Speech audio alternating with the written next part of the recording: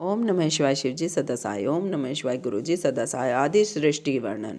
प्रधान पुरुष परमात्मा ही ब्रह्म बनकर सृष्टि की रचना करती हैं। सृष्टि की रचना रचयिता ब्रह्मा, इसके पालनकर्ता विष्णु और इसके संहारकर्ता रुद्र माने जाते हैं। स्वयंभू ब्रह्मा जी ने सबसे पहले जल उत्पन्न किया। जल में नारायण निवास करते हैं।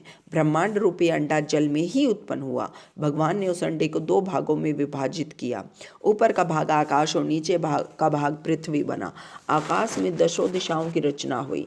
पृथ्वी पर सबसे पहले मरीचि, अत्रि, अंगीरा, पुलत्स्य, पुलह, ऋतु, वशिष्ठ आदि ऋषियों की रचना हुई। ब्रह्मा जी के क्रोध से रुद्र की उत्पत्ति हुई। इसके पश्चात ऋग्वेद, यजुर्वेद, सामवेद, अर्थवेद आदि वेदों का निर्माण हुआ। वक्षस्थल से पितर, जंघाओं से मानव और नीचे के भाग से दानवों की उत्पत्ति हुई। प्रजा की वृद्धि कम होने के कारण आधे भाग से पुरुष तथा आधे भाग से नारी का जन्म हुआ। इसके द्वारा मैथुनी सृष्टि की रचना हुई। इस प्रकार ब्रह्मा जी ने संपूर्ण चराचर जगत की रचना की। जब ब्रह्मा जी ने सृष्टि की रचना की तो प्रजापति को शतरूपा आयोनिजा पत्नी के रूप में प्राप्त हुई। शतरूपा के 100 दिव्य वर्षों तक तपस्या करने के पश्चात प्रजापति के रूप में प्राप्त हुए। वहीं पुरुष स्वयंभू उत्पन्न होकर मनु के नाम से प्रसिद्ध हुए। फिर विराट पुरुष से वीरी का पुत्री उत्पन्न हुई। उससे प्रियवत और उतानपाद उत्पन्न हुए। धर्म की पुत्री सुनीति का उतानपाद से विवाह हुआ।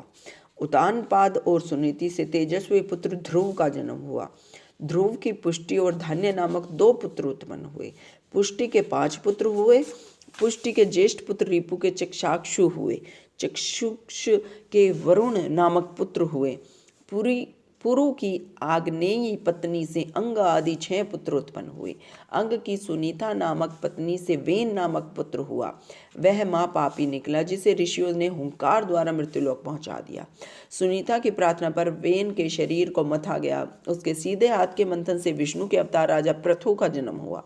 राजा पृथु ने प्रजा की भलाई के लिए पृथ्वी का दोहन किया और राजस्व यज्ञ किया।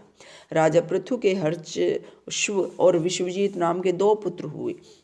ये दोनों संसार में बहुत प्रसिद्ध हुए।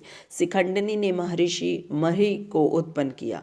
मही ने कुश की पुत्री वरिणी ही से विवाह किया। उससे दक्ष प्रजापति उत्पन्न हुए। राजा दक्ष ने चर, अचर तथा 4 पैर वाले जंतु उत्पन्न किए। राजा दक्ष ने वारिणी कन्या से विवाह करके मैथुनी सृष्टि रची। उससे हर्षव्य नामक 10,000 पुत्र उत्पन्न हुए।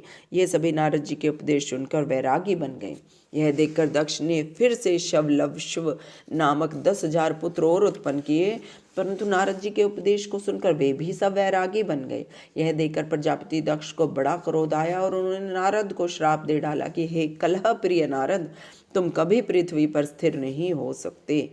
इसके पश्चात प्रजापति दक्ष ने 1,000 पुत्रियों को जन्म दिया। इनमें से 10 पुत्रों का धर्म से विवाह किया गया। 13 पुत्रियों का विवाह कश्यप के साथ, 2 का अंगीरा के साथ और 2 का कृष्णाशव के साथ तथा शेष पुत्री का विवाह चंद्रमा के साथ किया गया, जो नक्षत्र के नाम से प्रसिद्ध हुई। इनसे देव दानव आदि बहुत सी संतानें उत्पन्न हुई। धर्म की 10 पुत्रियों के नाम अरुंधति, वसु, यामी, लंबा, भानु, मारुति, संकल्पा, मुहूर्ता, संध्या और विश्वा था। इन सब की संतानों के नाम इस प्रकार थे। विश्वा के विश्वदेवा हुए, संध्या के साध्य, मुहूर्ता के मुहूर्तज, संकल्पा के संकल्प, मारुति के मरुतवान, भानु के 12 भानु, लंबा के घोष, यामी के नाम, वसु के अष्टवसु और अरुंधति के पृथ्वी उत्पन्न हुई। वसु के अम्र, ध्रुव, सोम, अन, धर, अनिल, अनल, प्रत्युषा और प्रभाव नामक 8 पुत्र हुए, जो वसु के नाम से प्रसिद्ध हुए। ध्रुव का संसार में प्रसिद्ध काल नामक पुत्र उत्पन्न हुआ। सोम से वर्चा नामक भगवान हुए। धर से पुत्र द्रवणी और द्रव्य हुए। मनोहरा से रमण, शिशर, प्राण आदि हुए। शिव पत्नी से अनिला का पुत्र पुरोजन हुआ। अनिल के 2 पुत्र हुए। अग्नि पुत्र कुमार स्वामी कार्तिक उत्पन्न हुए।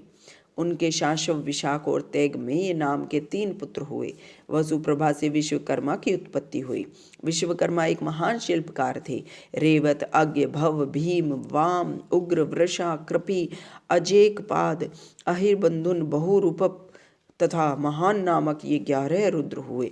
वैसे तो रुद्रों की संख्या करोड़ों में है, परंतु अजेवपाद, अहिर्बंधुन, त्वष्टा, वीर्यमान, हर, बहुरूप, त्रयंबक, अथ, रजित, वृपा, कश्पी, शंभु, कपदी तथा रैवत 11 रुद्र संसार के स्वामी हैं। ओम नमः शिवाय शिव जी सदा सहाय। ओम नमः शिवाय गुरु जी सदा सहाय।